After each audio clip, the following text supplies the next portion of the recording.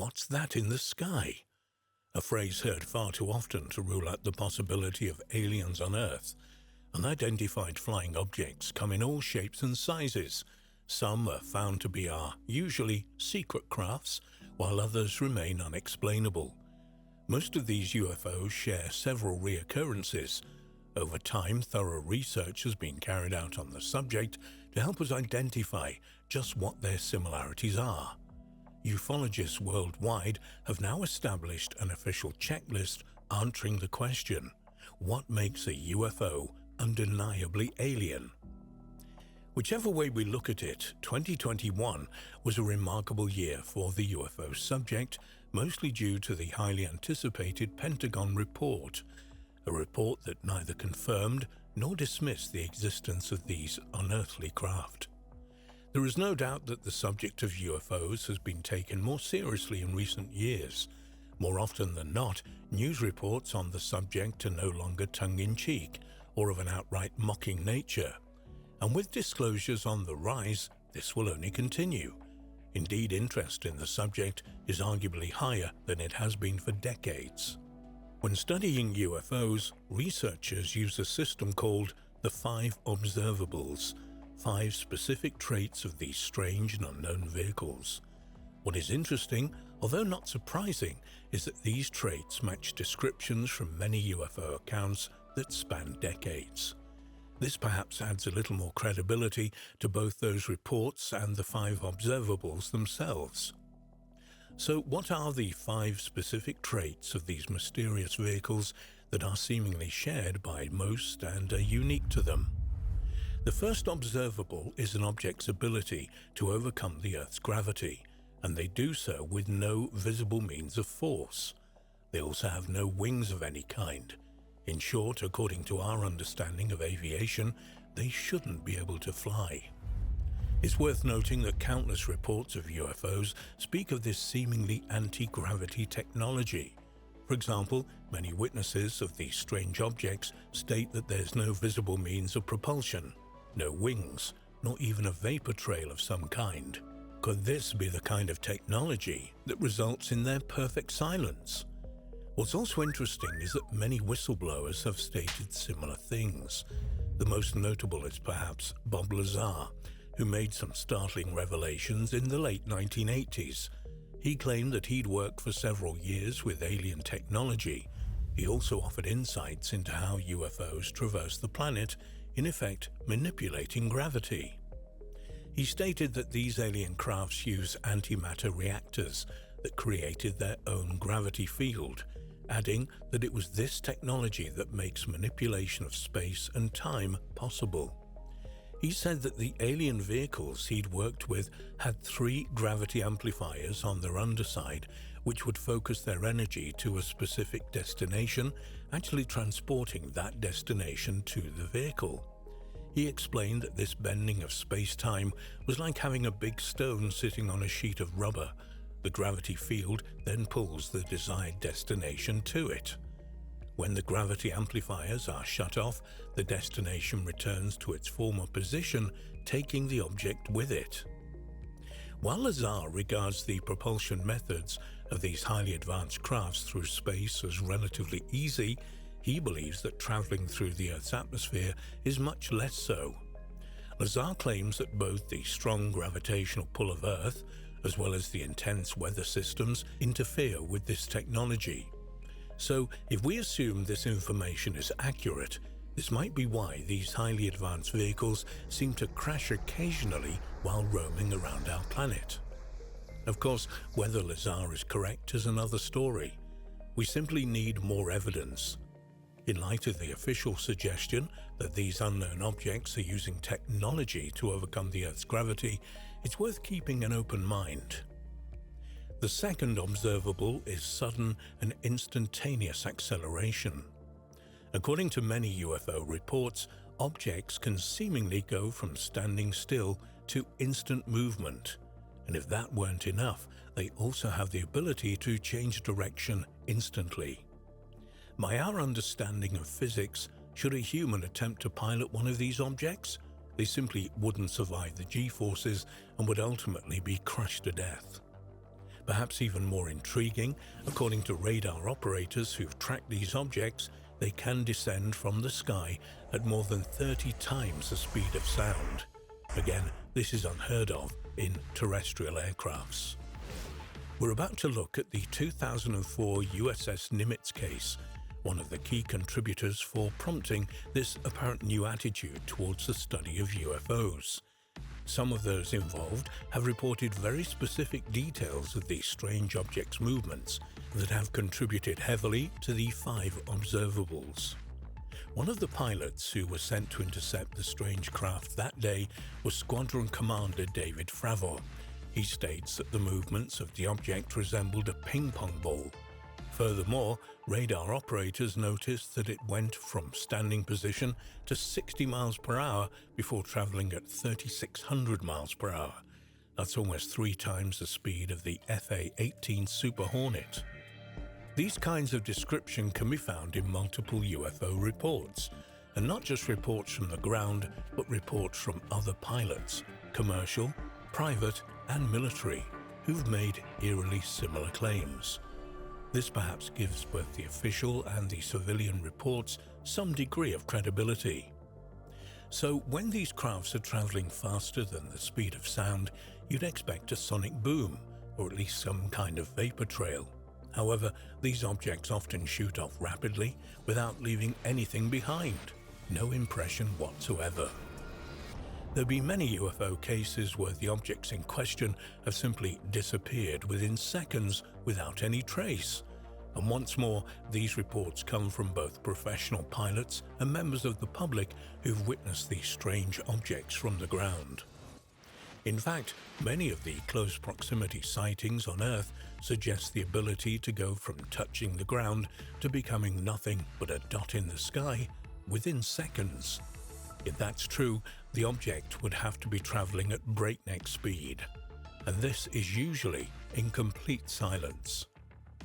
Many skeptics of UFO sightings might argue that there's never been a clear photograph of a UFO, so therefore they don't exist.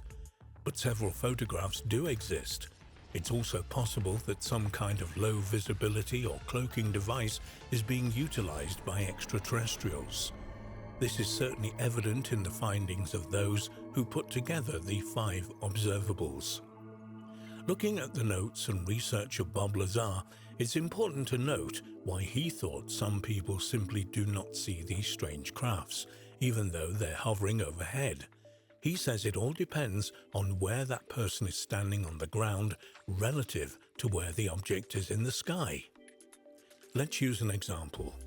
A person could be stood at location A, look up and clearly see a UFO overhead, whereas a person standing at location B, only several feet away, would not see it simply due to its cloaking or low visibility.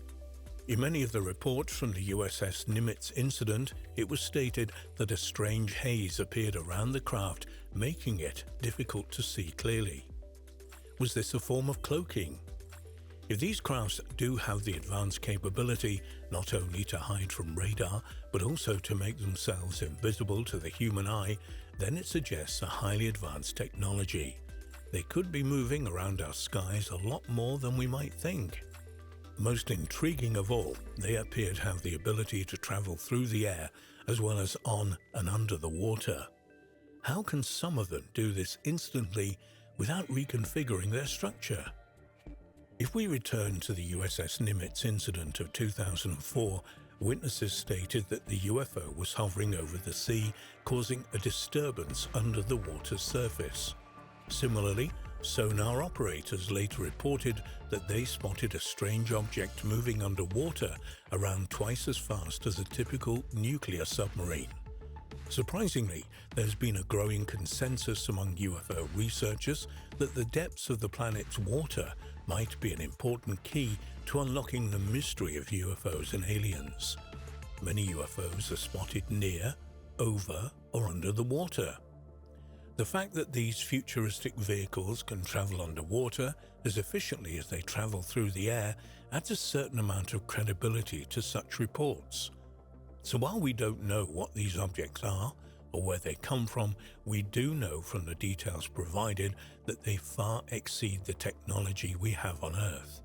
And what's more, these sightings, officially recognized by the military, mirror many encounters from the civilian population that have taken place for decades. We must continue to listen to those who've spotted UFOs. While the word of one person might be questioned, you simply can't dismiss reports from thousands of people all over the world. How is it that sightings from two distant countries share striking similarities? Just what could be out there, traversing the skies of our planet? More importantly, why are these objects here in the first place, and where do they come from? As more information is released, we might one day have the answers to these burning questions.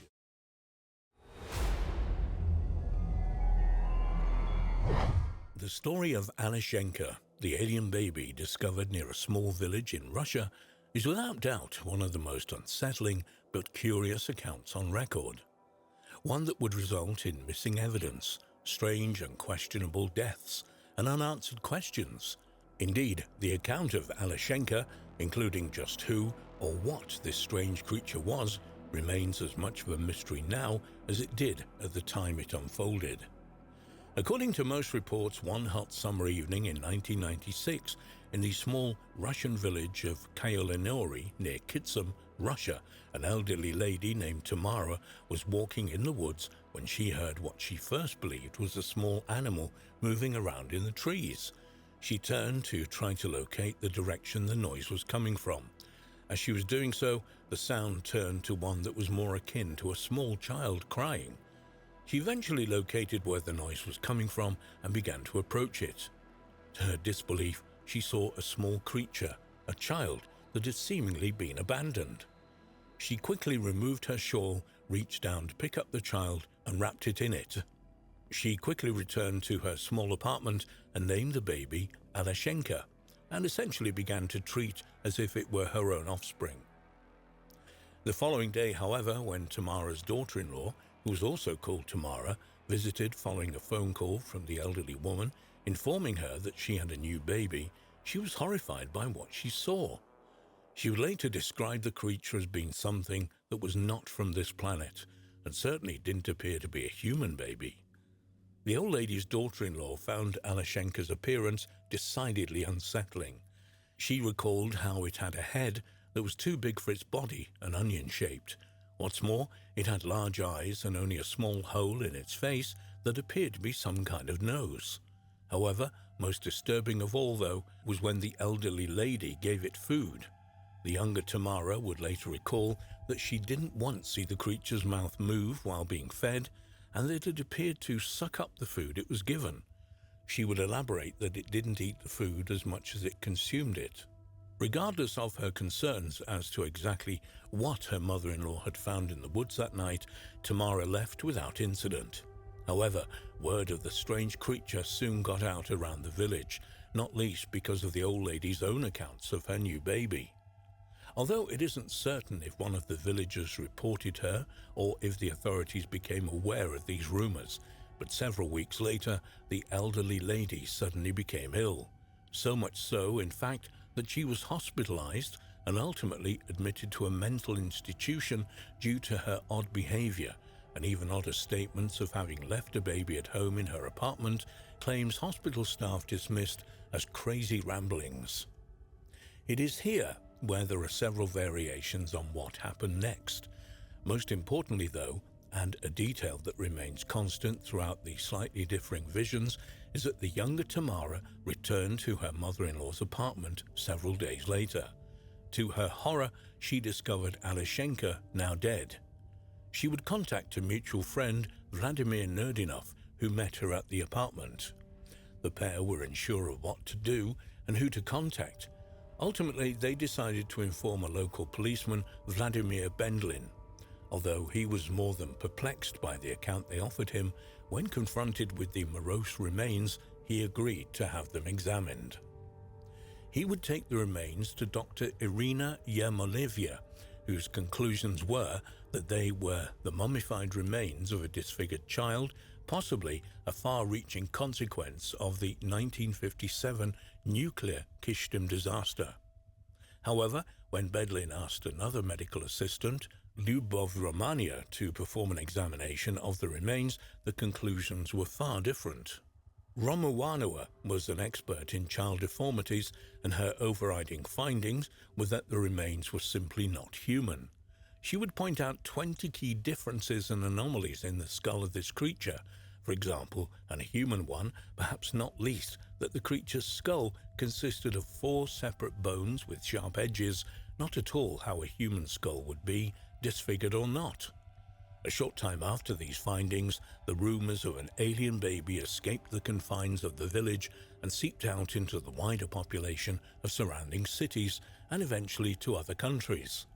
Almost overnight, the small village became the focus of UFO researchers and enthusiasts, news channels and television stations, and just general onlookers. What's more, many of the television stations present were more than happy to pay people for their knowledge of Alishenko, meaning the story continued to grow by the minute. Particular attention was focused on Tamara and Vladimir Nerdinov, with some people accusing them of being perpetrators of a hoax.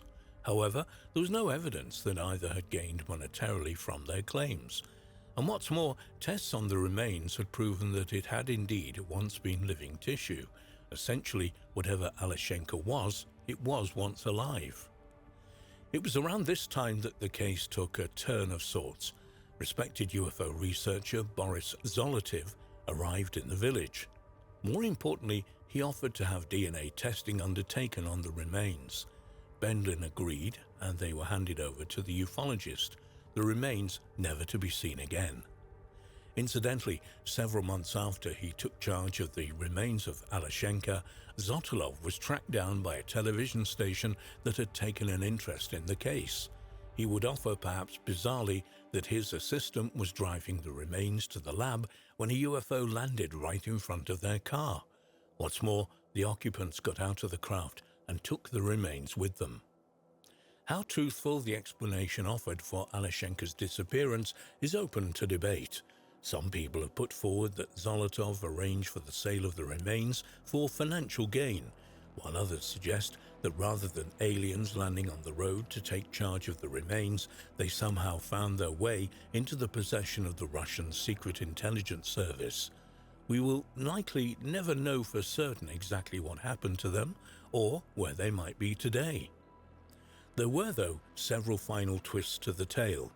Although the remains had disappeared, Bedlin would come into possession of the shawl that her mother-in-law had initially wrapped Alishenko in when a local woman, who wished to remain anonymous, came forward to say that she had taken it into her possession when the elderly lady was hospitalized. She happily handed the item over to Bedlin so that DNA tests could be carried out. When those tests were complete, the results were intriguing, to say the least. They would come back with 2 different sets of DNA on them. One of these was human, almost certainly the elderly lady's. The other, however, was a much more head-scratching, being classed as unknown to science. If we assume that the DNA was Alishenko's, which is almost certainly, then what exactly was this mysterious creature and where did it come from? A more disturbing twist occurred several months after the events had become worldwide news when the elderly lady somehow managed to escape from the mental health facility. She was, though, killed in a mysterious hit-and-run accident shortly after. Many people would question just how such an elderly lady could have freed herself from the facility in the first place, and suggested she might have been intentionally allowed to walk free in order that she could be assassinated. Of course, who might have been behind such a speculative targeted attack remains a mystery. Perhaps of even more concern is the fact that the elderly lady had arranged to meet hypnotic regression expert Mark Milkheimer at the hospital so that he could try to shine further light on the strange encounter. Only days after he arrived in Kishtim, shortly after Tamara's death, he died of a sudden heart attack, a death that also raised an eyebrow or 2 in some corners. Was Alishenko an alien baby that somehow became abandoned in the woodland near a Russian village? If so, Were the remains taken back by those aliens, or were they intercepted by the Russian authorities? And how did it become to be left in the woodland in the first place? Was it left behind following an alien visitation, or does it suggest a more permanent extraterrestrial presence on our planet? Or was the incident indeed a case of a tragically deformed and abandoned child that was spun out of control by a thirsty media?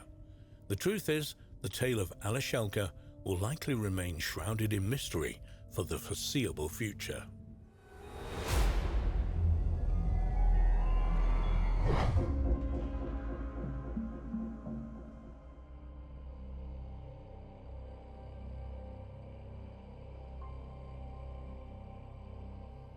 In the book Forbidden Archaeology, authors Richard Thompson and Michael Cremo essentially stated that academic science was engaged in a massive cover-up regarding the history and origins of the human race on Earth. Nonsense? Perhaps not. Working under a grant from the National Science Foundation in 1966, Dr. Virginia Steen McIntyre and her team had been commissioned to date two archaeological sites in Mexico, namely Huehuetlacco, where the very sophisticated stone tools had been unearthed, and El Horno, where other interesting, if less sophisticated items had been discovered. Initial estimates dated the sites at 20,000 years old, which, according to thinking of the time, would have put the sites close to the dawn of human civilization, at least in the Americas. Dr. Steen McIntyre used 4 clear and accepted methods to test the sites. Every time the results came back, they were the same, and they were a long way off the estimates. According to Dr. Steen McIntyre's tests, the sites were closer to 250,000 years old. Her results went against everything accepted science stated it knew. However, instead of being applauded and hailed for having made such a breakthrough in our knowledge of human history, bearing in mind she had solid results to back up her theory, she was instead ridiculed and her character vilified. She struggled to maintain steady work in her field after making her claims. A warning to others? Over 100 years earlier, when gold was discovered in abundance at Table Mountain in California, following the digging and mining that went thousands of feet down into the earth, hundreds of stone artifacts and even human fossils were discovered. The age of the site and the remains, according to then California State Geologist J.D. Whitney, was anywhere from 9 to 55 million years old. Like Dr. Steen McIntyre, Whitney offered an abundance of evidence and in-depth reports on the finds. However, despite this, he was dismissed and his findings almost erased from the record and history books. The site was sealed, almost as if nothing had ever been found. Perhaps even stranger are some of the South African mines, where for decades miners have brought to the surface from deep inside the mines themselves hundreds of small metallic spheres, each with encircling parallel grooves. The site itself and the level at which these spheres are found are anywhere up to 3 billion years old. Despite these remarkable finds, mainstream science refuses to acknowledge them, and no seriously funded studies have been carried out on them or their origins. One of the most controversial theories put forward to and ultimately rejected from mainstream science and history was that of Immanuel Velikovsky. Immanuel Velikovsky seemed to outrage mainstream thinking in 1950 when he released his book Worlds in Collision and stated that cataclysmic disasters recorded in the Bible and echoed in other ancient writings such as the ancient Egyptians, the Mayas to name just two, were convulsions of the universe that our ancestors deep in antiquity witnessed firsthand, including Venus and Mars being dragged into orbits too close to the Earth. Velikovsky stated that Venus was once part of the planet Jupiter until around 4,000 years ago when an explosion catapulted it into space, blazing brightly and trailing a slipstream of dust and gases as it went. He further stated that the Earth moved into the outer edges of the slipstream around the 15th century BC, which resulted in a red dust covering the rain that fell. Velikovsky cited the Book of Exodus, which reads, "All the water that was in the Nile turned to blood." This was then followed by showers of meteorites as Venus passed, which Velikovsky said was documented clearly in the Mexican annals. The sky rained not water, but fire and red-hot stones.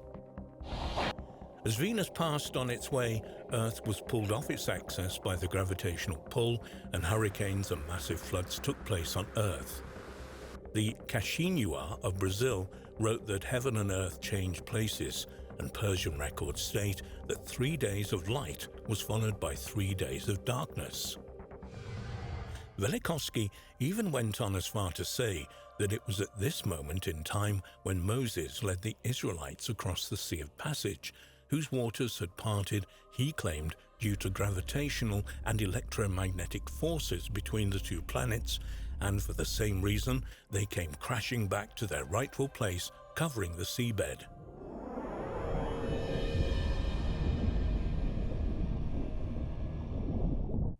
Venus swung past Earth again in the 14th century BC, bringing with it equally destructive effects before finally settling into its current orbit.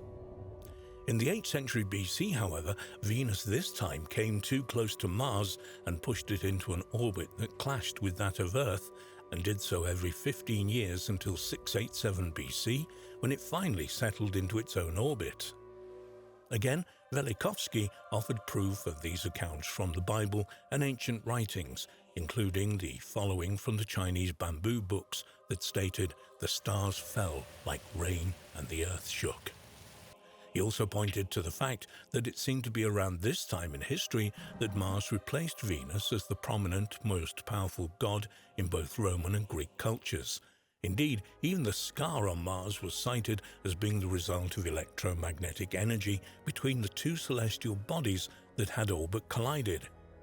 Wild claims that they were disregarded and mocked in equal measure. Was he right? We will probably never know for sure, but let's take a quick look at some of his, then, wild claims, and then have since been proven and accepted by mainstream science as now fact. For example, he argues that Venus was incandescent in ancient times and would essentially still be a planet with soaring temperatures. Velikovsky was scoffed at for this claim. Conventional wisdom at the time said proof stated Venus was freezing due to thick cloud. However, in 1962, NASA's Mariner 2 satellite showed the surface temperature to be 800 degrees Fahrenheit, enough to melt lead. It was then discovered that actual temperatures on the planet were in excess of 1,000 degrees Fahrenheit. He also claimed that Jupiter, the planet that he had stated projected what would become Venus into the solar system, emitted radio noise. By 1960, it was proven that Jupiter had a radiation belt that emitted over 1,000 times more energy than Earth's Van Allen belt. Another key claim, especially given his claims of the Venus slipstream, was that some cometary tails and meteorites contain hydrocarbons. Around a year after his wild claim, it was proven to be exactly right, and before the end of the 1950s, it was confirmed that hydrocarbons in meteorites were made of many of the same compounds as those on Earth. If there is evidence and proof that differs from our accepted version of history, more than if it is being covered up from the general population, we should ask why. Why would this knowledge want to be hidden from us? Is it because they feel that the organized religion would suffer and essentially be made irrelevant should we discover that our history on Earth is not as we've been taught? Is it simply to save the embarrassment and laborious task of having to rewrite our history as though we knew it? Enough evidence is there to warrant serious study into these and many more claims that suggest we have only gotten a piece of the story. Might there perhaps have been civilizations that existed here on Earth millions, perhaps billions of years ago and were simply wiped off the face of the planet and over time have literally been forgotten? What would happen to us if a cataclysmic event wiped out the human race? Over the thousands of years that it might take for life to start again, what would happen to our infrastructure, our records? We may become just as forgotten, and life may start again, entirely from scratch, and one day that they would think that their race were the first civilization, and before that there was nothing. How wrong could they be?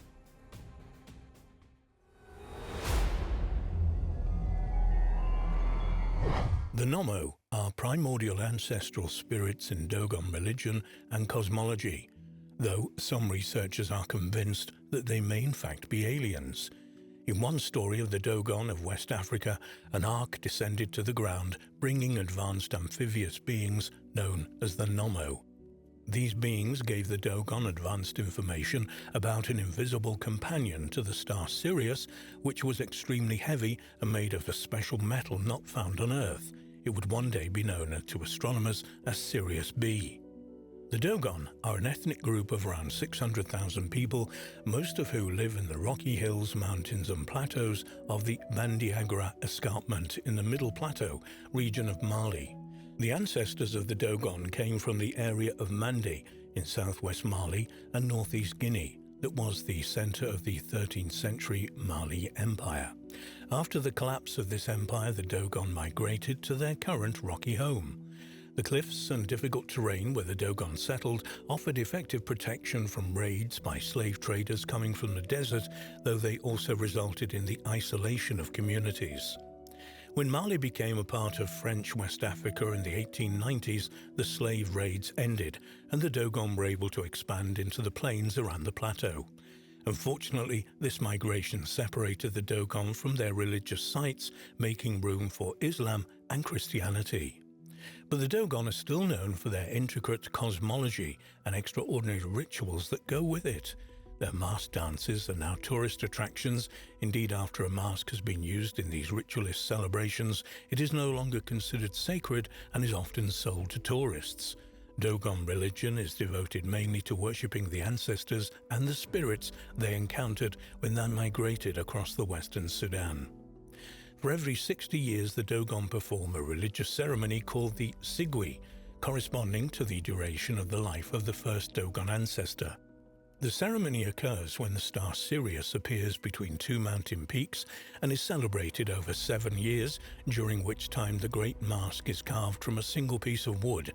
These masks are incredibly tall and symbolically complex, and their elaborate dance reenacts the creation of the Dogon culture. This and all Dogon ceremonies are organized by members of the Awa, a male initiation society with important ritual and political roles within the Dogon society. Awa society members are also responsible for the creation and performance of the masks, all of which portray the face as a rectangular box with deeply hollowed channels for the eyes. Sirius, also known as the Dog Star in the constellation Canis Major, is the brightest star in the night sky. The bright part of the binary is a blue-white star, 25.4 times as luminous as the Sun. Sirius was known as Sothis to the ancient Egyptians, who knew that it made its first heliacal rising, rose just before sunrise, of the year at around the time of the annual floods were beginning in the Nile Delta. In ancient Rome and Greece, the hottest part of the year was connected with the heliacal rising of the Dog Star, an association that remains in the expression Dog Days. That Sirius as a binary star was first reported by the German astronomer Friedrich Wilhelm Bessel in 1844. The companion was first seen in 1862 by Alvan Clark, an American astronomer and telescope maker, and came as a complete surprise to astronomers. Sirius B is 10,000 times dimmer than Sirius. Consequently, it's extremely difficult to see from Earth. In fact, astronomers were not able to estimate its mass until 2005, when they were able to use data from the Hubble Space Telescope. From 1931 to 1956, French anthropologist Marcel Gréal and his student Germaine Detelen worked in Mali and lived among the Dogon, mainly by talking to a blind hunter named Ogotemeli. They found that some elements of the tribe's mythology were similar to that of ancient Egypt, especially the importance of Sirius in their traditions. The pair also discovered that the Dogon possessed impressive knowledge of certain aspects of modern astronomy. This knowledge included the belief that the Earth and other planets rotate on their axis and orbit the Sun, that Jupiter possesses 4 moons, and that Saturn is surrounded by a ring. Although this is impressive, such information can be obtained without modern technology, as can be seen by the work of ancient Greek astronomers and Copernicus. But it's not this knowledge that is the source of the controversy surrounding the Dogon. The cause of the debate was the claim that Ogotomeli told the anthropologist that the Dogon believed that Sirius, in their language Sigutolu, has a dark, invisible companion with a 50-year elliptical orbit. This companion is extremely heavy and made of a special metal not found on Earth. In other words, Sirius B. Apparently around 15% of all Dogon adult males were initiated into the Sirius lore. But how could a remote people who lacked any kind of astronomical device obtain such information about an invisible star? Griel first published this extraordinary data on the Dogon in 1948 and included it in a representation of the Sirius B system drawn by Ogotomeli. One theory to explain the advanced astronomical knowledge of the Dogon was put forward by author Robert Temple in his book The Sirius Mystery, first published in 1976. An advertisement for its second 1998 edition, called The Sirius Mystery, New Scientific Evidence of Alien Contact 5,000 Years Ago, stated Temple's extreme hypothesis about the Dogon and Sirius B. He said, "Convincing evidence that the Egyptian, Sumerian and Dogon civilizations were founded by aliens from the Sirius star system who are now ready to return, new scientific evidence that solidifies the hypothesis that the KGB, CIA and NASA attempted to suppress. An awe-inspiring work of research that calls for a profound reappraisal of our role in the universe." The Sirius Mystery in 1976 set the world abuzz with talk of an extraterrestrial origin to human civilization and triggered a 15-year persecution campaign against Robert Temple by the KGB, CIA and NASA and other government agencies. Undaunted, however, Temple is back with 140 pages of new scientific evidence that makes his hypothesis more compelling than ever.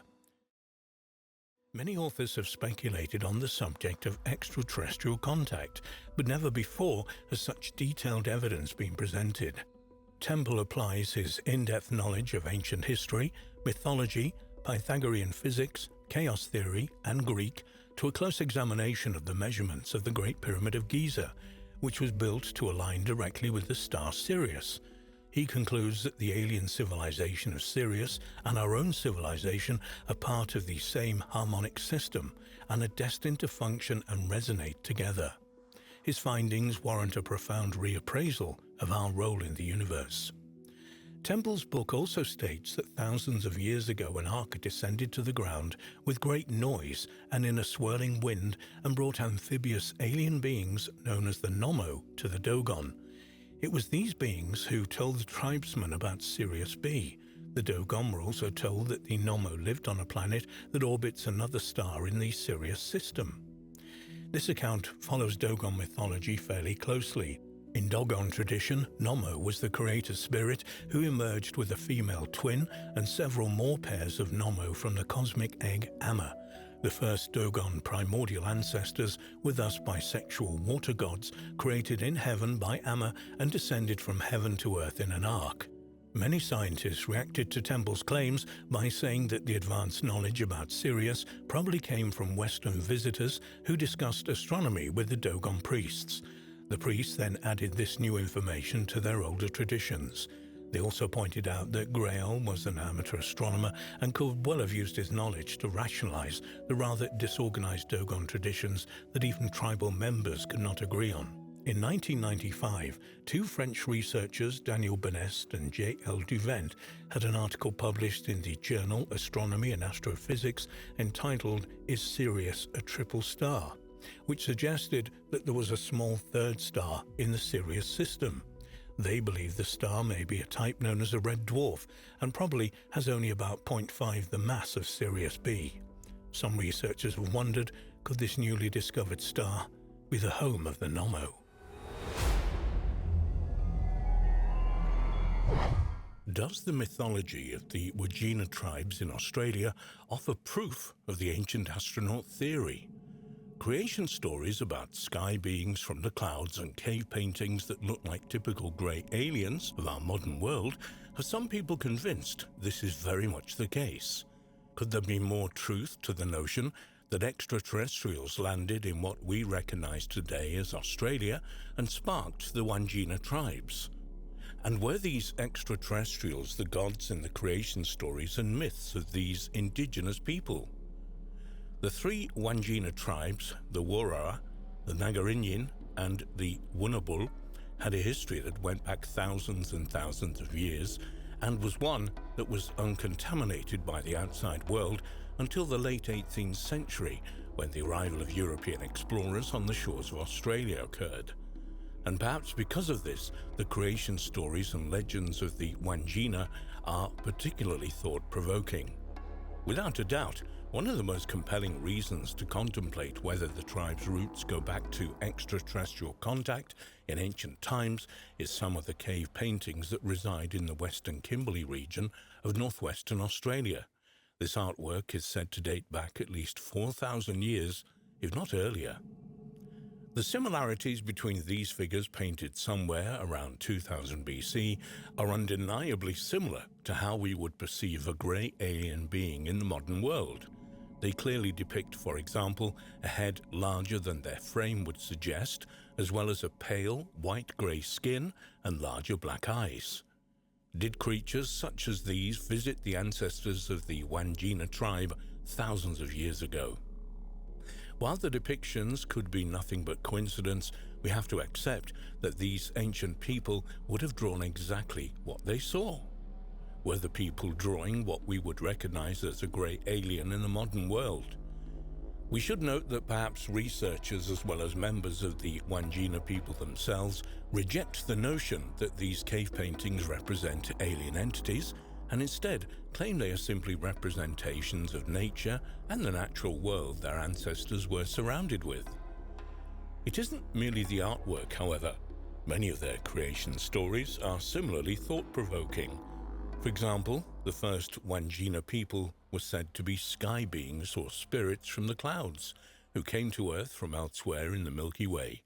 Ultimately, they created Earth and all life, both animal and plant life, before eventually returning to their cosmic home elsewhere in the galaxy. Before leaving, though, they would teach humans the secrets of the arts, science, astronomy, and agriculture. Clearly, all of these aspects of the creation stories of the Wandjina people resonate almost perfectly with multiple other civilizations from around the world. Could this suggest that the legends of the Anunnaki, extraterrestrials who came to Earth millions of years ago, are the origins of these multiple creation stories, each one spawned as these alien colonizers spread ever outward, bringing their teachings to those who they found on the way? With these suggestions of alien connections to the Wandjina people, it's probably worth examining the legends of the supreme deity Jama and his apparent use of a flying machine. For example, in one location where this advanced vehicle arrived and left from, there was a baldness of the surrounding rock and trees that had severely damaged bark. What's more, when this vehicle came and went, it brought with it a monstrously loud noise. It's clear even to a skeptic that from a modern perspective, this could very well be describing a nuts and bolts aircraft, and a highly advanced one at that. And it's also worth recalling that multiple other cultures and civilizations around the world have similar legends of entities arriving from the sky in vehicles, or sometimes depicted as animals that make a brilliant noise upon arrival and whose flames often cause damage to the ground when arriving and leaving. It's also of interest to note that many UFO reports from Australia today feature the detail of a particularly loud noise when they're viewed. Might this suggest that whatever extraterrestrial presence was in this part of the world thousands of years ago still be here today? Could it be, for reasons unknown to us, that Australia is of particular interest and importance to these extraterrestrial visitors, maybe for its location or resources perhaps? It's also worth mentioning the Black Mountains that reside directly east, almost in a straight line on the other side of the country. Not only do these multiple black slabs make up the mountains there, slabs that could very well be the ruined remains of an ancient spaceport, but many pilots who fly over the region experience multiple issues with their navigation equipment. Might these ancient mountains be a further testament to an extraterrestrial presence in Australia in the distant past?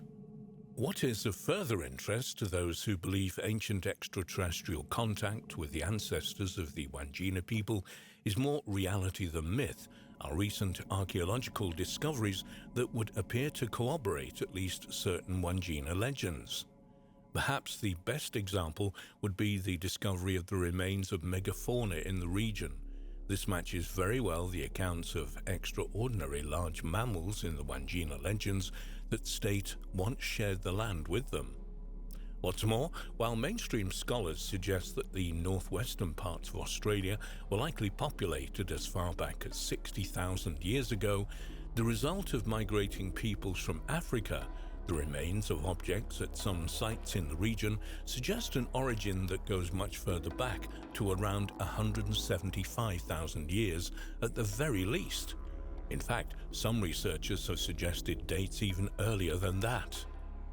With this in mind, we should also turn our attention to the work of Professors Alan Wilson and Rebecca Kane. In their paper, The Recent African Genesis of Humans, they would conclude that all human life could be traced back to the African continent somewhere around 200,000 years ago. However, not long after releasing the paper, they would publicly declare they had been wrong in their original conclusions and that their most recent findings suggested that the origins of Homo sapiens go much further back than people had previously thought, sometime around 400,000 years ago. And what's more, these origins began with the Aborigine people of Australia, who arose from two distinctive lineages. Even more conclusive, as far as Wilson and Kane were concerned, is that proof of these origins was not present in just one or two locations, but in at least 10 different sites. There is much to contemplate from Wilson and Kane's conclusions and how it might tie in with the creation stories of not only the Wandjina people, but also others around the world, all of which would appear to stem from one original source, those of the Anunnaki. If we accept that the Anunnaki, as the legends state, created humans by mixing their DNA with the most prominent humanoid on the Earth to create a worker race, might that genetic manipulation program have taken place in what is today Australia? Might Australia essentially have been the Garden of Eden of biblical myth? It is certainly an intriguing speculation. Could Australia have much more of an active involvement in these potential events of the distant past than many might have thought? Was there a possible Anunnaki presence here in this part of the world, and might it be they who influenced the guided of the Wandjina ancestors of the Wandjina tribes? Could the origins of the Wandjina really be extraterrestrial in nature? And do many cave paintings in the northwestern regions of Australia look like grey alien beings because that is exactly what they are? And might these grey aliens and the Anunnaki be one of the same? And if this is true, what does it mean for other similar creation stories around the world, as well as world history in general? Might such seemingly crazy notions of an extraterrestrial race coming to Earth thousands of years ago and then spawning a global human civilization, one that would in turn spawn the many civilizations of our ancient times, have more accuracy and truth to them than most would even dare to believe? The legends of the Wandjina people are certainly thought-provoking, intriguing, and quite possibly ones that have further secrets to reveal. As always, with such huge questions and contemplations, the ramifications for our collective history are huge. However, if we wish to obtain an accurate view of human origins, then they are questions and contemplations that are very much required.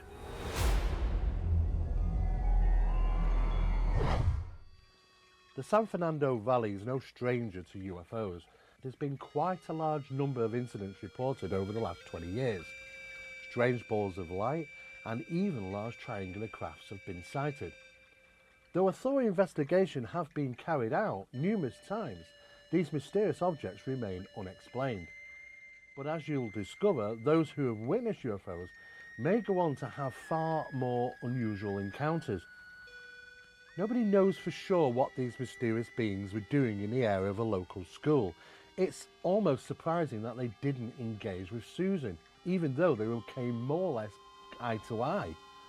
For Susan, her life has changed dramatically, as you can imagine. She now knows not to dismiss such stories of UFOs and their occupants so easily. Though she remains curious, she recalls how scared she was and hopes never to come eye to eye with these beings ever again.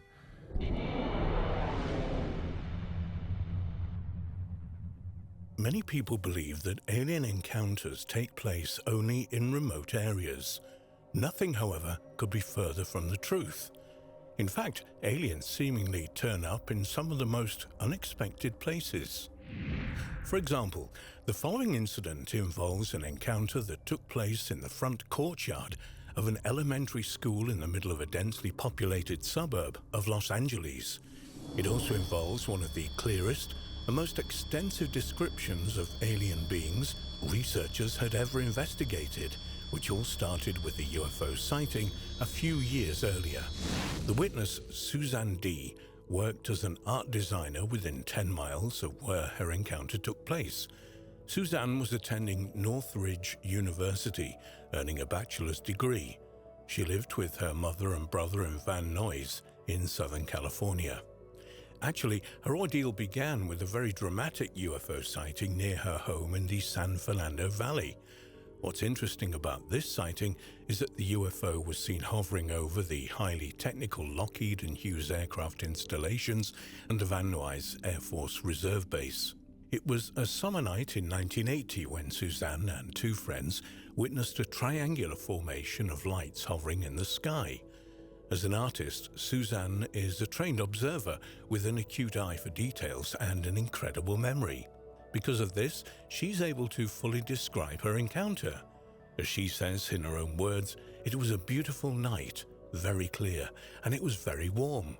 I was standing there looking out and I realized that the sky didn't look normal. I'm looking at the moon and I'm thinking, that's not normal. It's all orange over there. It's 2 o'clock in the morning and it's orange." And so I was looking at it and I realized that what I was looking at was the glow coming off these three objects. There was one really big object and two smaller ones on either side of it and above it. As Suzanne studied the objects, she saw that they hovered below the horizon of the mountains. She estimated their distance to be about 10 miles, but like many UFO witnesses, she had trouble estimating the size of the objects. The objects in the middle was huge, and the ones on either side appeared to be about 1/3 of its size. When asked what the objects looked like, she replied, "Sort of a saucer shape. I mean, it was flat, and they appeared to be rounded, but they were so far away that I wasn't underneath them. I couldn't see under them. I was seeing more of a profile view. They were elliptical." Suzanne concluded that she was seeing three separate objects. As she says, they were hovering on either side of it, above it, so they formed a sort of a triangle. The big one was lower, and it was at the bottom point of the triangle. She said, "I sat there and watched them for a couple of minutes, and they weren't moving. All the orange glow in the night sky was coming off them. They, the objects, didn't appear orange. They appeared shiny, maybe metallic. But all this orange glow was around them. It was lighting up the whole area around them, orange, like streetlights glow. That's what it was like, but it was orange." Suzanne literally could not believe her own eyes and ran inside to get her friends. She dragged them out, pointing to the sky. "Do you see that?" she asked Suzanne's friend. Adlai Fredrickson remembers the incident well. Many UFO investigators have noticed a high number of UFO sightings around high-technology installations, and that is certainly true in this case. After the sighting, none of them thought there would be many future encounters. However, in Suzanne's case, it wasn't long before she had a truly incredible encounter, a face-to-face confrontation with two grey-type alien beings. And this encounter occurred in the most unlikely place imaginable, right in front of the local elementary school. One evening in 1980, about 3 years following Suzanne's UFO sighting, she decided to take a walk with her dog around the block. She had no idea that she was about to walk into the single, most terrifying experience of her entire life. Here Suzanne vividly describes what it's like to have a close-up encounter with extraterrestrials. "I was in college and my girlfriend and I did art projects together. We had this one project we were working on. We were collecting shopping trolleys that you find hanging out on street corners. Lonely shopping trolleys with nobody to push them around. We had already collected 2 or 3 and we were going to make this great art project out of them. We thought it was really esoteric, so we had these shopping trolleys. One night I was driving home. It must have been about 11:30 at night. It was quiet and very little activity out on the streets. I spotted another trolley. I don't know why it didn't occur to me to just stop and put it in my car. For some reason I thought, well, I'll drive home and I'll take Sarah, my dog, for a walk and I'll go and get the shopping trolley and then put it in my car." The lonely shopping trolley was down on the corner of Strathern and Amerstoy. Amerstoy runs in front of Stagg Street Elementary School and Strathern runs across it. So for some reason, I decided that I should take my car home and go back and get the shopping cart and bring it home. Looking back at it, it would have made a hell of a lot more sense just to stop and put the shopping cart in my car and drive away. I had a station wagon, so the trolley would have easily gone into the back. So I called in home and got the dog and went for a walk, and we went to get the shopping trolley. I was walking in a circular route. I went up my street to Strathern, down Strathern to Amerstoy, picked up the shopping cart and was going past the school to Stagg. As I'm going down Amerstoy, I had to go past the school. I was being careful not to attract too much attention. I guess the shopping trolley made me look a little suspicious. There aren't lots of houses, almost no houses on that side, because of the school. So I thought it would be very easy to get it past the school.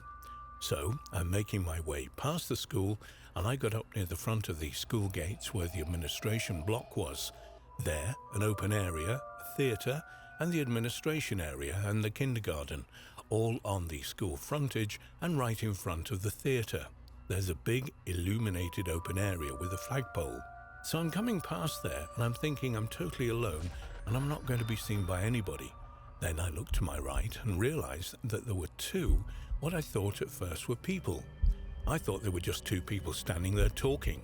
At this time the school's on my right and I was on the footpath in front of the school.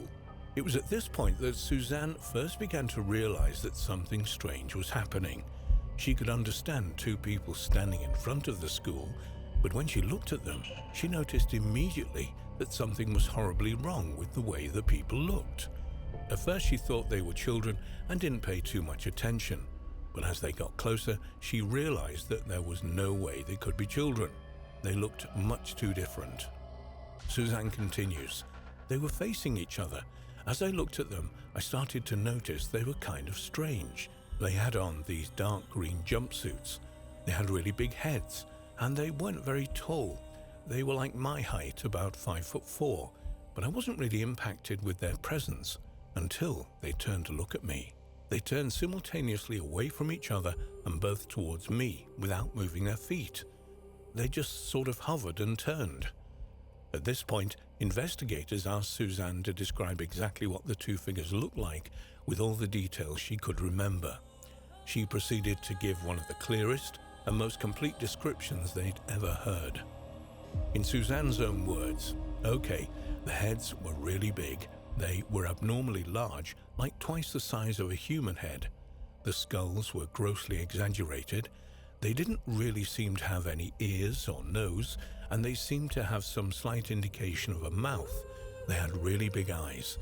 I don't really remember seeing whites in their eyes. I just remember that they had really big dark eyes, big almond eyes.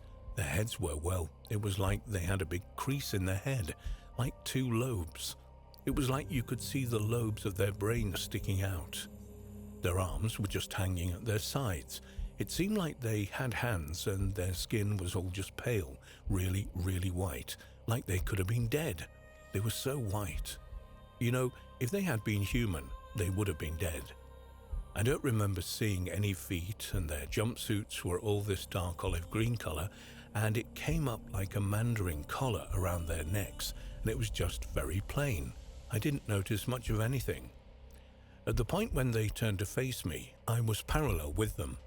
We see each other, and as I keep walking, at the point to which I was straight in front of them, they were both standing facing me, and at that point, I realized that they weren't normal. They probably weren't human. They didn't move like humans. They didn't look like humans. Investigators asked Suzanne if the figures could possibly have been children wearing Halloween masks, but she denied this possibility. As she says, "No, I didn't really think they were children in masks. They were too big to be children unless they were maybe boys. They couldn't have been girls, unless they were totally flat-chested. It would have been an elaborate costume. They were identical, and they were in the spotlights where I could see them. But the light was behind them, so whatever was on their clothing all just kind of blended into the grey olive green color because the light was coming from over their shoulders. So I didn't see a lot of detail in their clothes. It was mostly silhouette, but their skin was so white, it was pretty easy to see their eyes and the shape of their head." As Suzanne walked along the sidewalk, she approached to within 20 feet of the two figures. Her fright at this point bordered on panic. She didn't receive any mental messages, only an intense feeling of shock and fear. I felt like I got more and more scared as I realized more and more that this was something I'd never experienced before. They didn't move like humans either. They didn't look like humans. They didn't say anything. The point at which I would have had to start looking back over my shoulder at them, and by that point I was so scared all I could think about was just getting the hell out of there. And the whole time I'm pushing this stupid shopping trolley and it's rattling down the road. Sarah, my dog, didn't freak out at all. She just kept walking next to me the whole time. She sure didn't go up and try to sniff them. I was terrified, I didn't know what they were. I didn't. At one point I thought, my God, they're going to follow me home. Oh no, I'm going to die. I'm so scared. So I was walking as fast as I could without running and without making an enormous amount of noise with the stupid shopping trolley. Once I got out of the light, and a little way down the road, there was a clump of bushes. I ditched the shopping trolley in the bushes and all I wanted to do was get out of there, without running, without being obviously frightened to death. I didn't run. I walked as fast as I could straight home without looking over my shoulder.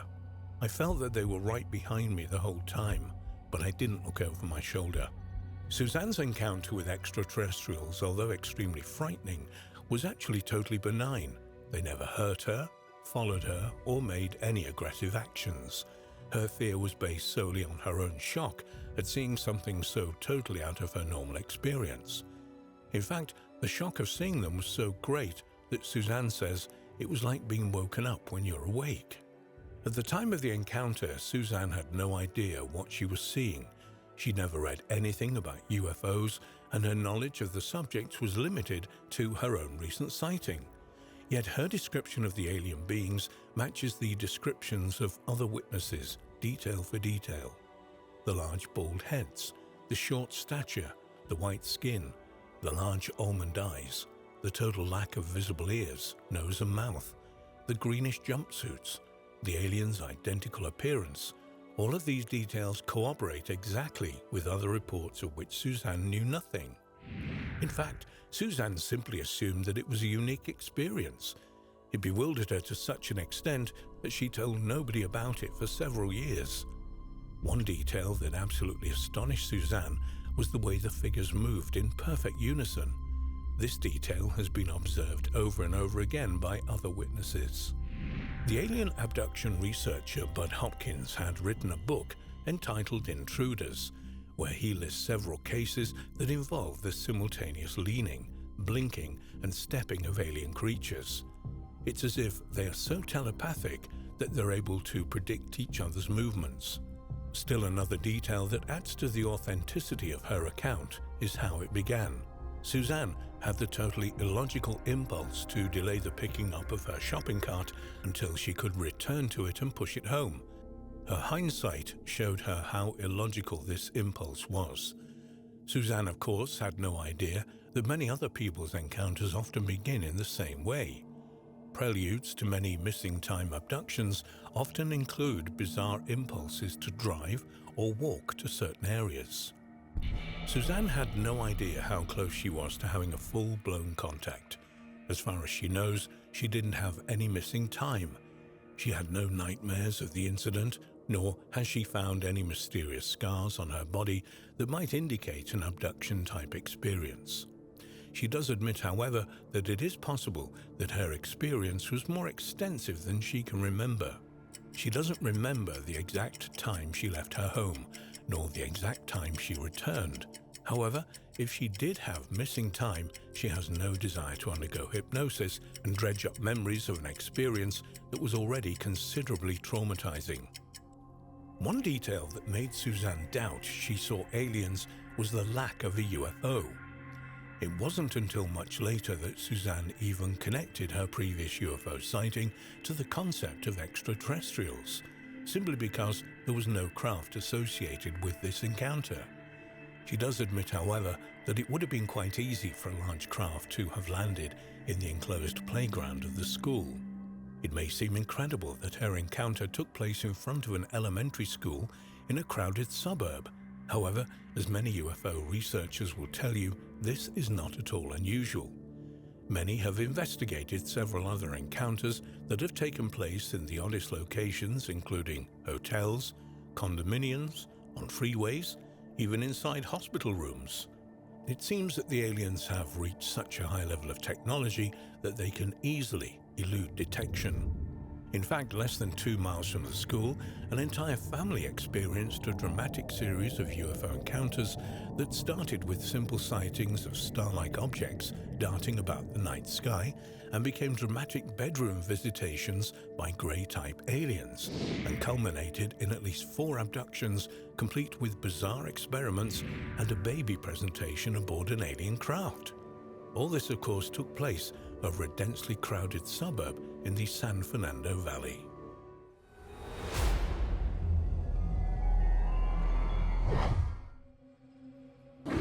Gremlins. They're nothing but fiction, right? The truth is, there are more accounts of real-life encounters with these beastly, mischievous, and sometimes deadly creatures than many of us perhaps realize. The earliest known mentioning of these truly bizarre creatures was an article in the Spectator newspaper in the early 1920s, which offered that the newly constituted Royal Air Force in the United Kingdom in 1918 had detected the existence of a horde of mysterious and malicious sprites who would be responsible for a whole host of mysterious acts while pilots were in the air.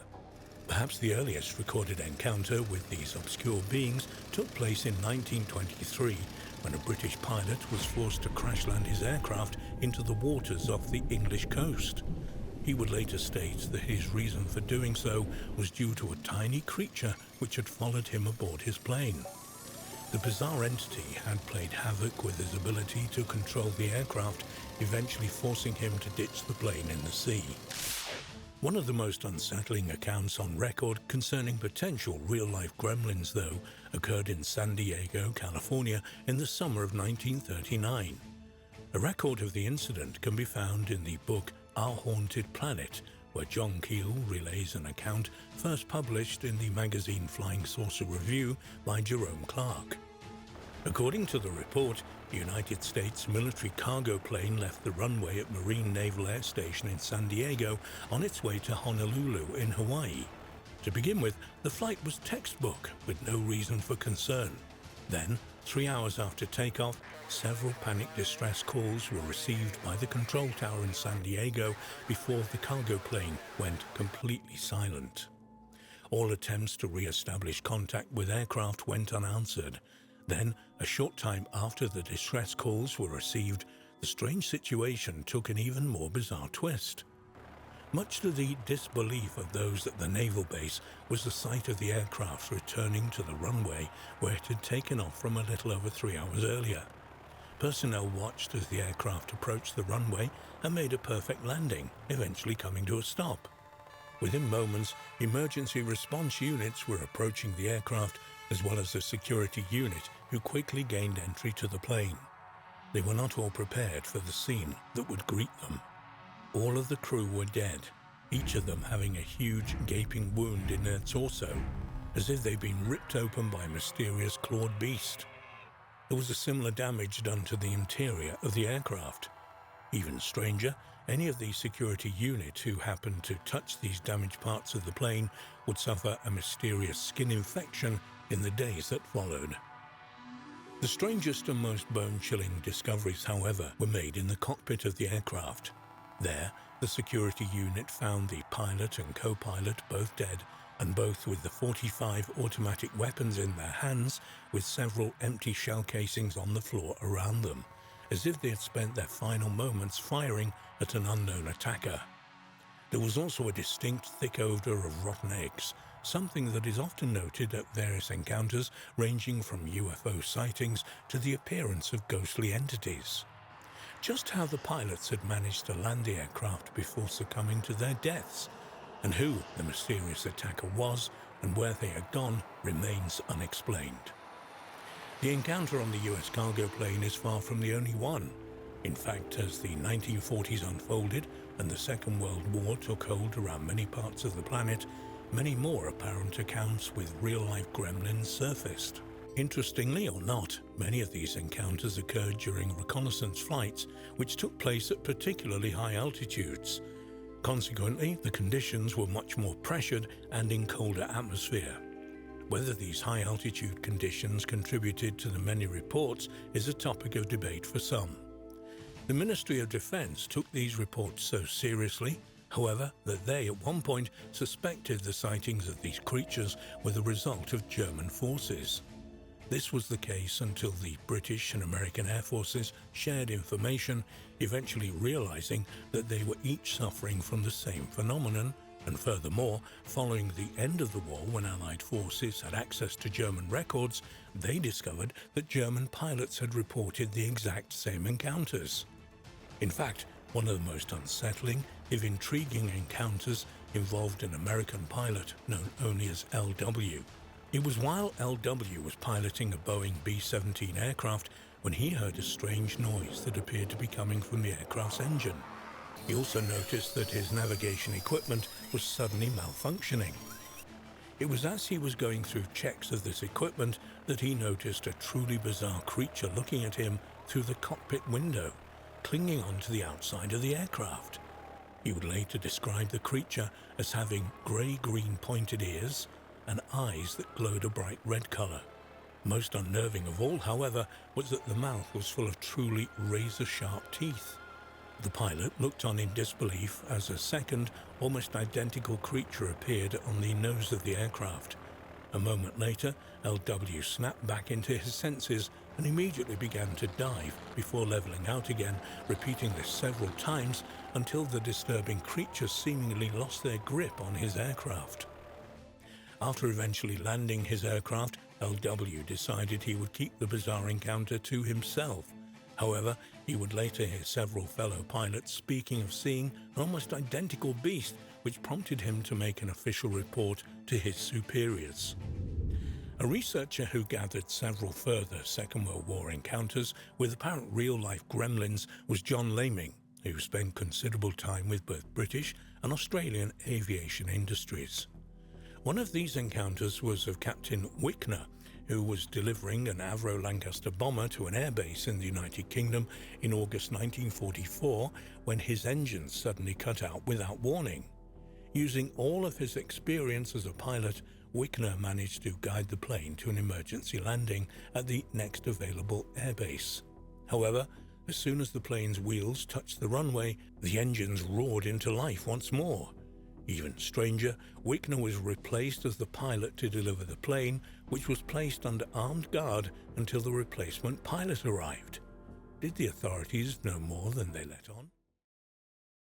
Another curious encounter unfolded 2 years previously in 1942 when Chris Jarrett was piloting a Lancaster plane over northern France on its way to a night bombing mission over Germany.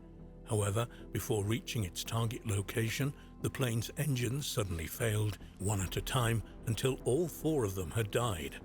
Still carrying its full arsenal of bombs and most of its fuel, the aircraft began its rapid descent towards the ground.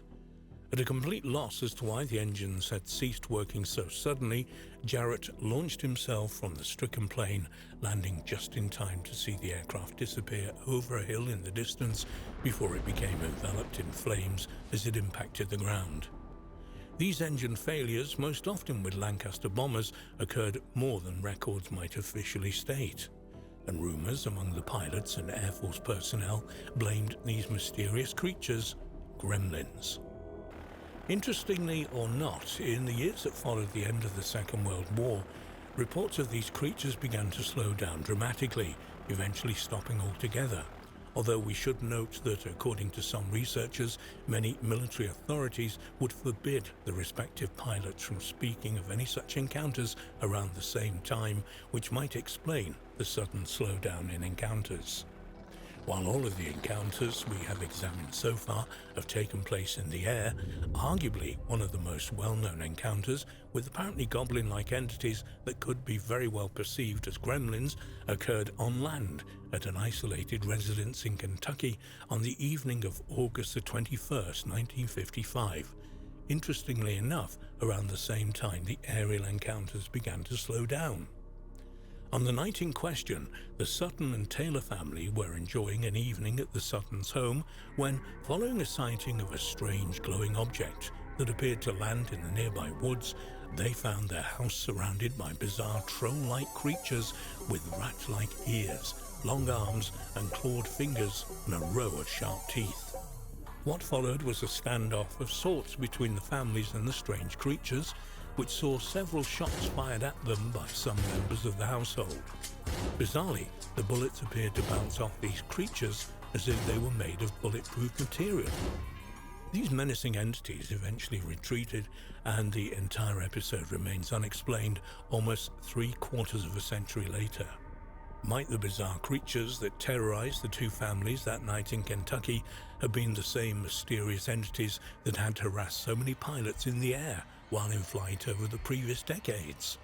Could it be possible that gremlins, grey-green goblin-like creatures bent on causing mischief with the potential to attack with their sharp claws and razor-like teeth really exist, and not simply be a fictional Hollywood creation?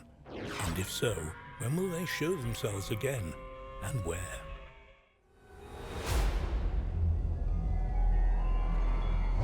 Did a woman suffer an attempted abduction at the hands of invisible aliens in France in 1950? Quite literally. An encounter known as the Black Hands case is without doubt one of the most thought-provoking and perplexing accounts connected to alien abduction on record. It is also one that is unique and an encounter that doesn't conform to other claims of extraterrestrial interaction, both of the times and in the modern era.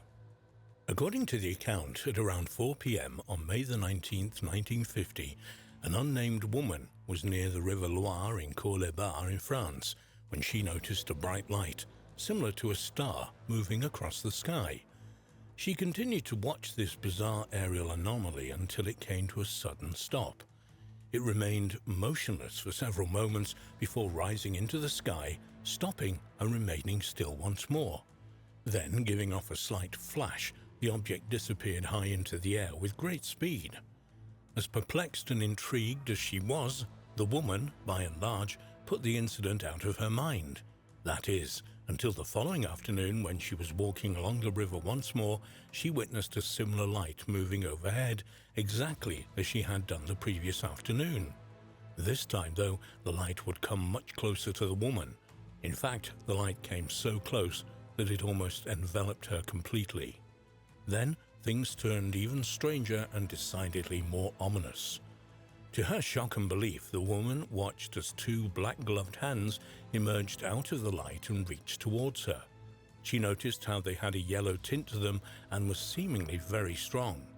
They remained where they were, as if ready to catch something thrown towards them. As she continued to watch them, and for reasons she didn't understand, she began walking forward towards the light.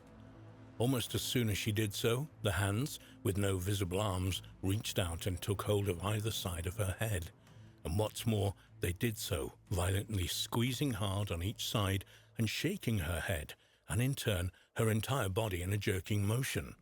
At one point, her head was pulled forward and she felt it strike an invisible torso, but one that appeared to be made of iron as opposed to flesh and bone. At the same time, she could feel the air around her turning increasingly cold as the squeezing on her head began once more. The fingers, which felt particularly cold and unhuman-like, covered her eyes, nostrils and mouth. She struggled to breathe and began to panic somewhat. Then she felt something akin to a lightning bolt run through her. Suddenly, she began to swing back and forth, and she got the impression that the black hands were carrying her somewhere. The arms that the hands were seemingly attached to remained invisible to her, but she could almost definitely feel them against her shoulders. It was at this point that the distraught woman began to hear a strange, muffled laugh that, while it sounded as though it was coming from a relative distance, she assumed it came from her invisible attacker. Without warning, they came to a sudden stop. A moment later, she felt a blow to her back, seeming to her to have come from an invisible knee.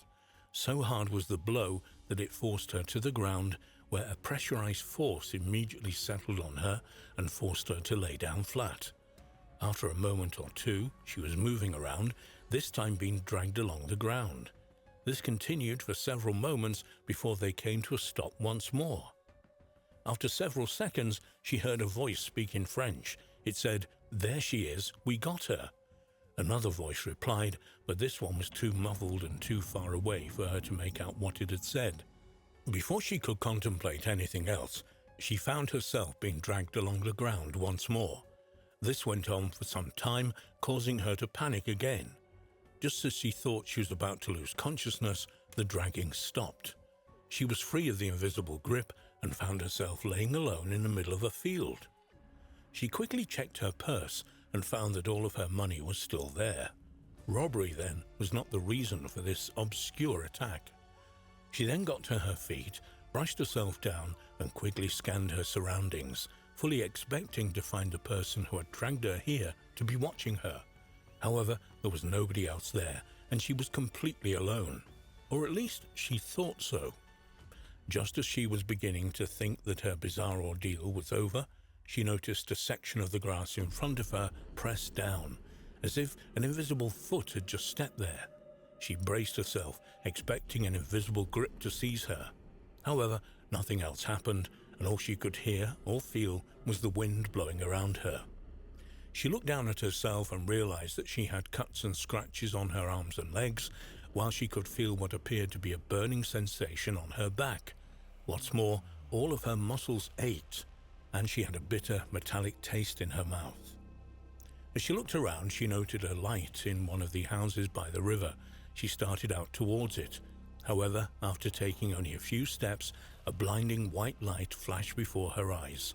She wasn't sure what had happened, but she had the impression that something had just taken off from the ground nearby and risen into the air with great speed. Now extremely frightened and confused, the woman made her way straight home. She would later report the encounter to the local police. A search of the field where she had found herself revealed strange scorch marks on the ground, and several of the trees had suffered considerable damage. However, despite these findings, there was no satisfactory explanation offered as to what had happened to the anonymous woman, and the case remains unresolved. Just what might have happened that evening?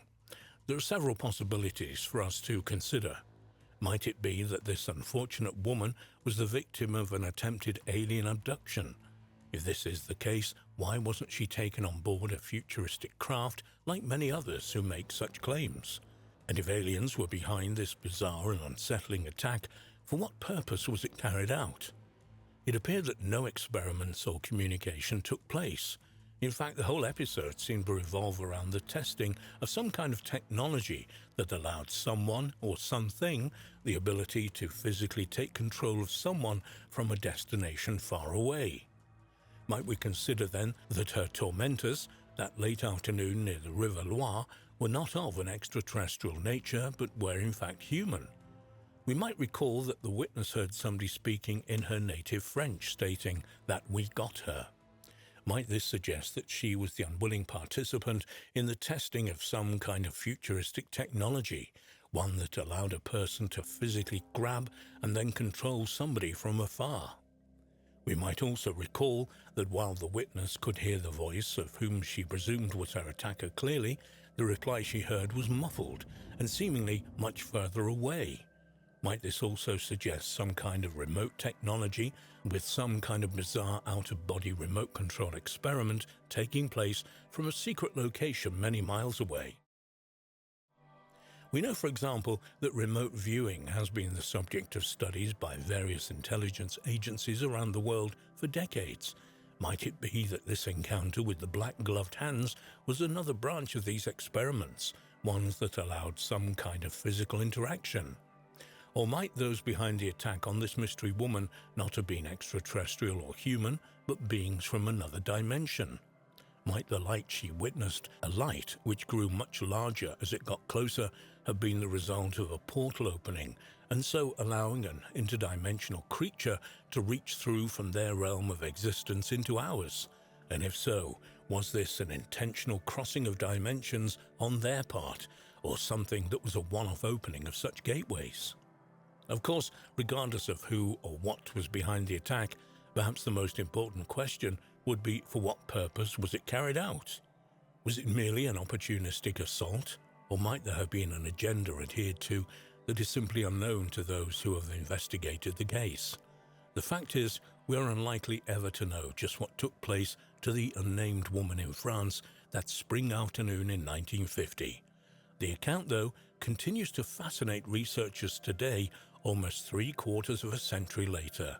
And it is very much worth keeping this strange, curious encounter in the public consciousness, lest other similar incidents are uncovered or indeed take place in the future.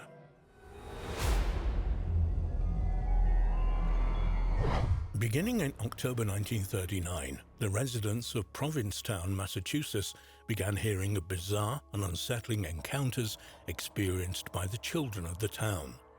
All of the tales were the same. A tall, dark figure dressed entirely in black would leap out at the children before disappearing again into the night.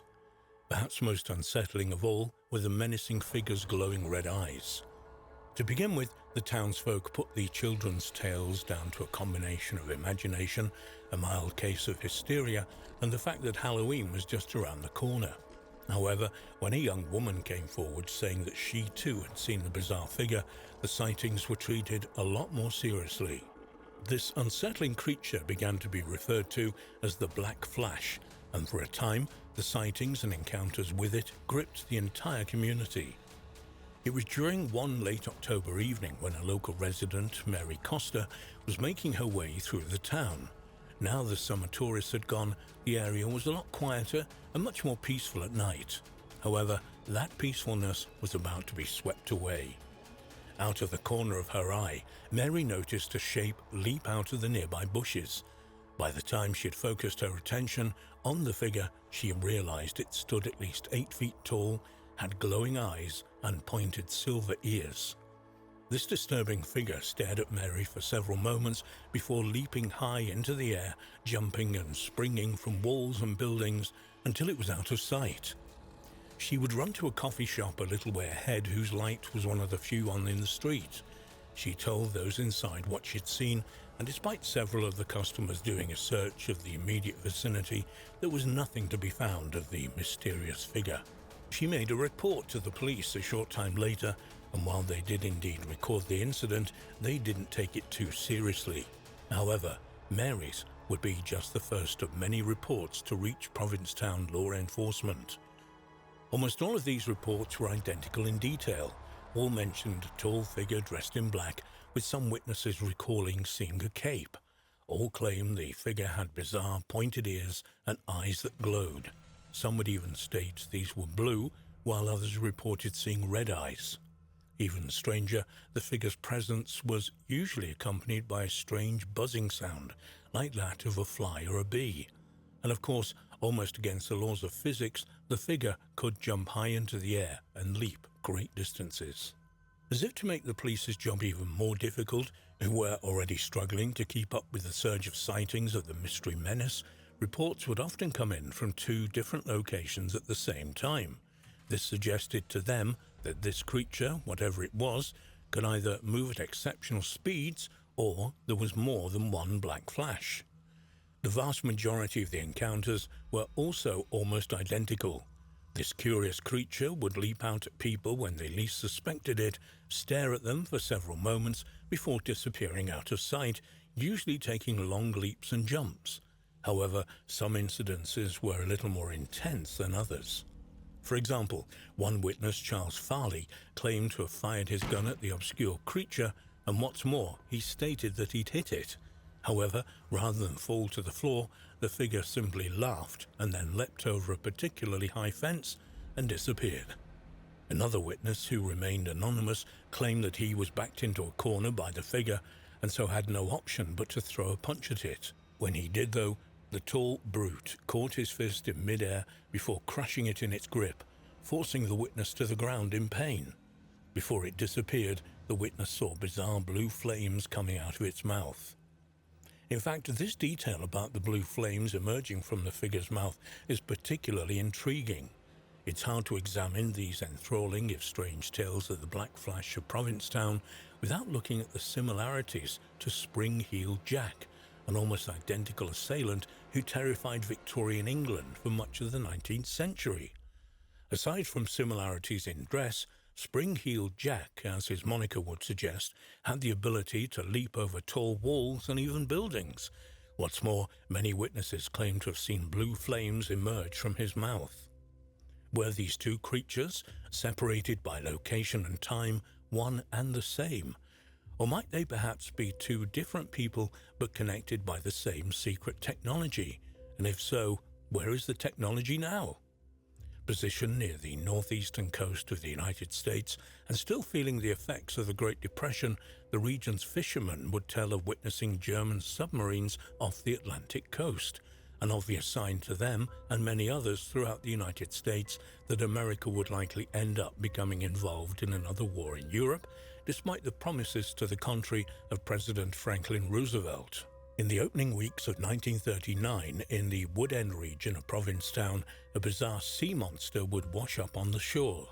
Rumours circled that this was the legendary sea beast that had been sighted by George Reedy almost half a century earlier in 1886, although it was later discovered to be nothing more but a decomposing basking shark. However, as bizarre as it might sound, it would seem these incidents almost set a subconscious tone throughout Provincetown for the final year of the 1930s, and this shows in the most bizarre ways. For example, according to an annual police report, and something that had not been adequately explained, records of people being bitten by dogs and cats in 1939 in the area is the highest on record, with no build-ups before or steady decline after. Simply a spike in these attacks on people by otherwise friendly pets.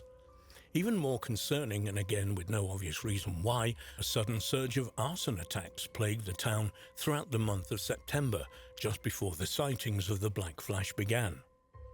While many consider the Black Flash sightings unexplained and unresolved, the Chief of Police, Anthony Tarvers, believed he knew who was behind the encounters. According to his investigation, the Black Flash was actually the work of 4 local teenage boys whose reason was nothing more than to pull a prank on the general public. He claimed the 4 boys would split into 2 pairs and then, having one stand on the other, and disguise themselves as being around 8 foot tall. What's more, he claimed to have discovered the identity of one of the boys involved, and although he didn't name the person, he claimed in a public police statement that he would be speaking to the boy concerned and his family. Whether he did so or not remains unknown, but shortly after this public statement, the Black Flash sightings stopped.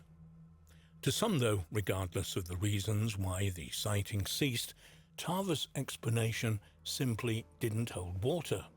Even assuming that the boys did manage to give the impression that they were an 8 foot tall adult figure by simply standing on each other's shoulders, how were they able to execute such mammoth leaps, as reported by multiple people around the town? What's more, how could they withstand a bullet from close range, and how did they summon the strength to almost crush a grown man's hand? It's also important to mention that according to some researchers, the sightings didn't cease after only a few weeks in 1939, but continued, albeit sporadically, until late 1945, after the end of the Second World War. Whether this is true or not is open to debate. Might it be the case that Tarvas simply wanted to give the impression that the sightings had stopped before the town descended into hysteria? And if this was the case, were sightings largely suppressed as much as possible following this? And just who or what was the Black Flash of Provincetown? Was it some kind of cryptid creature unknown to science, or perhaps an extraterrestrial who seemingly disappeared into legend as quickly as it had emerged? Or should the connections to Spring-Heeled Jack from the previous century be examined further? Perhaps both entities were merely humans with some kind of advanced technical clothing that gave such powers as their ability to leap over tall walls and buildings, and to withstand bullet shots and physical assaults. The fact is, we're no closer to solving the mysterious Black Flash sightings today in the 21st century than we were when they happened in 1939.